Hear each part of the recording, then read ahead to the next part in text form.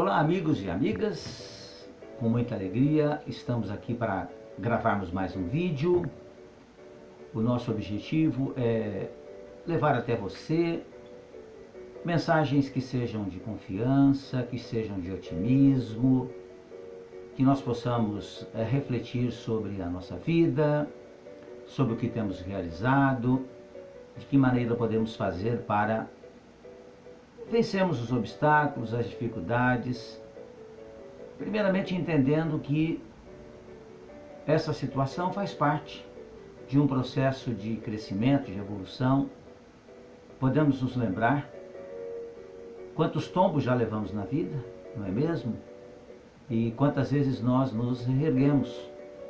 Por isso é necessário que a gente tenha confiança e certeza de que haveremos de vencer problemas que aparecem na nossa vida, porque temos capacidade certamente para isso. O nosso vídeo hoje vai falar sobre um tema difícil, uma situação complicada. Nós vamos falar sobre a ingratidão. No Livro dos Espíritos, na questão 937, Kardec indaga aos espíritos o seguinte: para o homem de coração, as decepções oriundas da ingratidão e da fragilidade dos laços da amizade não são também uma fonte de amarguras? Respondem os espíritos que são, porém, deveis lastimar os ingratos e os infiéis, porque eles serão muito mais infelizes do que vós. A ingratidão é filha do egoísmo, e o egoísta topará mais tarde com corações insensíveis como o seu próprio o foi. A ingratidão é uma prova para a perseverança na prática do bem.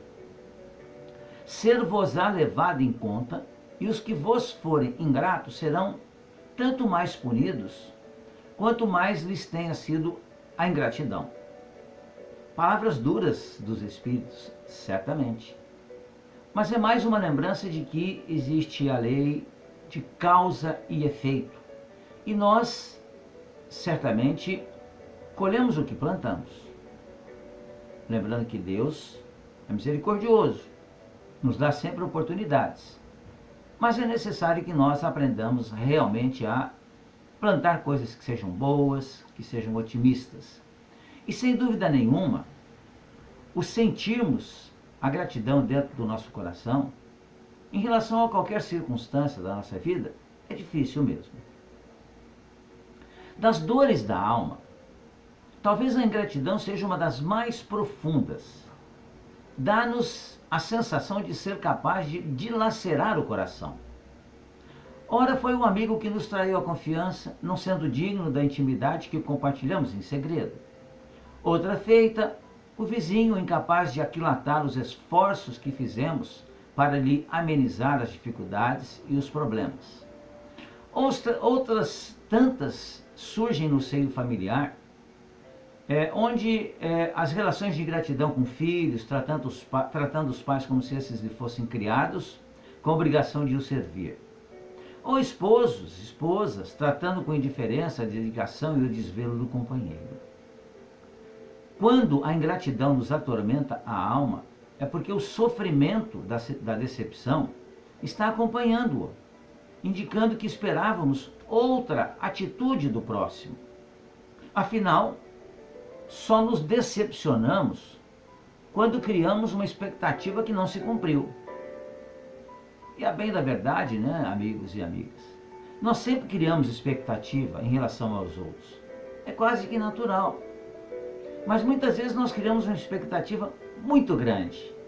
E aí a decepção, quando aparece a ingratidão, ela se torna muito maior.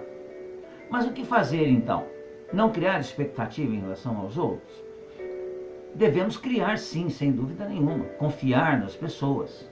Mas quando ocorrer então esse drama terrível da ingratidão, devemos entender que aquele que foi ingrato, ele está doente, passando por um momento difícil, de desequilíbrio, e precisa ser compreendido. E não ficarmos com raiva dele ou emitirmos pensamentos de ódio. Fácil não é, mas é possível. E quando a decepção vinda da ingratidão nos torna de súbito, não é raro pensarmos que não valeu a pena fazer o bem, agir no bem, agir de maneira correta e acertada. Porque magoados pela decepção, muitos de nós nos atormentamos, fazendo juras de que nunca mais ajudaremos e alegamos, ainda que seremos mais felizes, não nos incomodando mais com o próximo. Fazer o bem nunca, em tempo algum, pode ser considerado um erro. Fora. O maior de todos, o mais evoluído dos espíritos que passaram aqui pelo planeta Terra e que é, segundo aquilo que aprendemos com o Espiritismo, o governador espiritual do planeta Terra, nós fomos ingratos com ele de diversas maneiras. Nós não ficamos junto a ele quando ele foi preso. Não estávamos junto a ele quando ele foi crucificado, com exceção da mãe, com exceção de João, o evangelista, mas a maioria dos amigos não estavam perto. Mas foi aí que está então, um momento de desequilíbrio.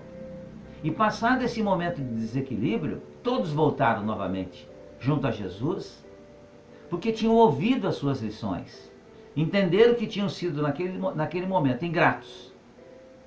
Mas nem por isso Jesus se sentiu realmente, vamos usar a palavra, chateado.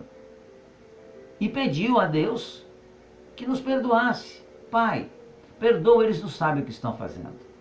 E os que são ingratos, certamente, o são por não saberem o que estão fazendo. Então fazer o bem nunca pode ser considerado um erro.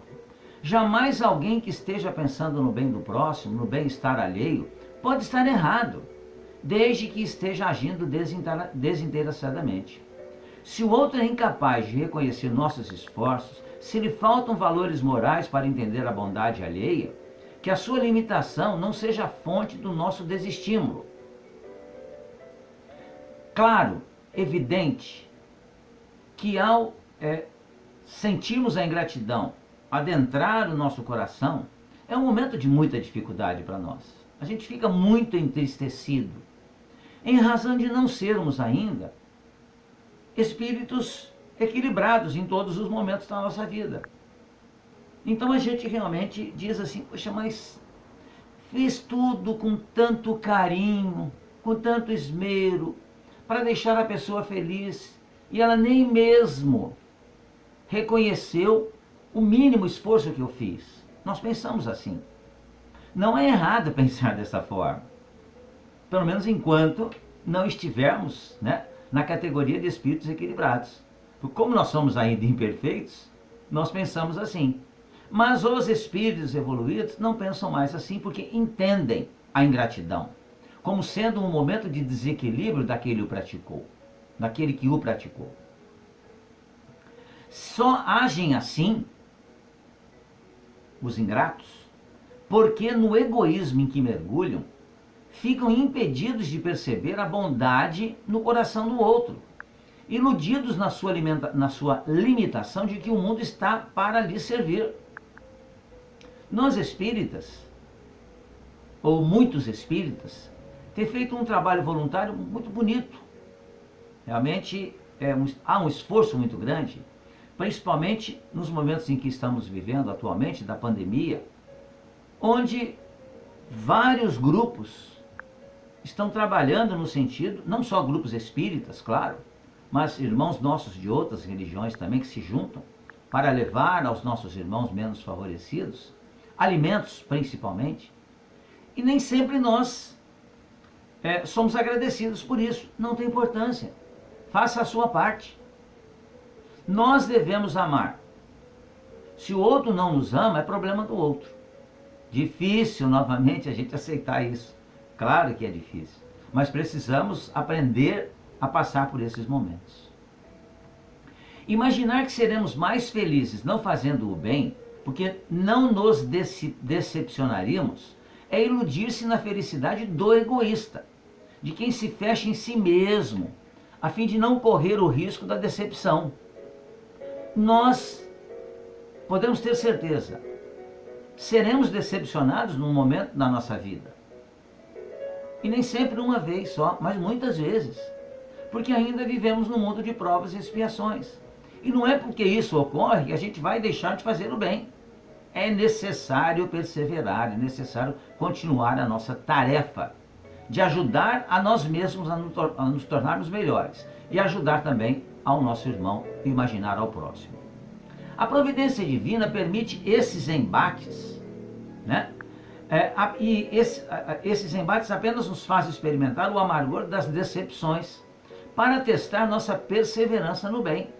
Então são pequenas provas pelas quais nós passamos e que são necessárias para que a gente coloque em prática o aprendizado que nós já temos. E se a gente é capaz mesmo de colocar em prática.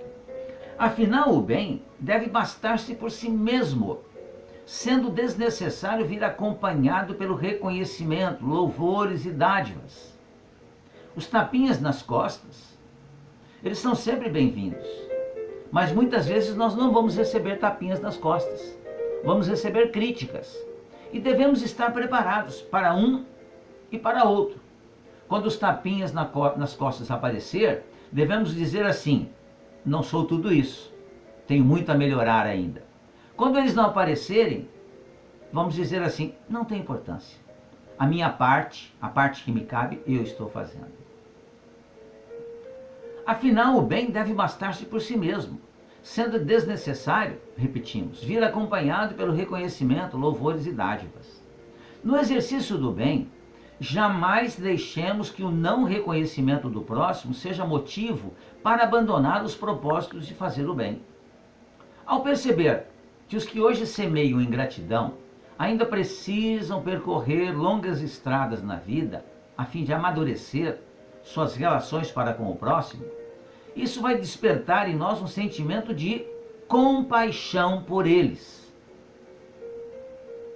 É necessário que a gente desperte esse sentimento de compaixão.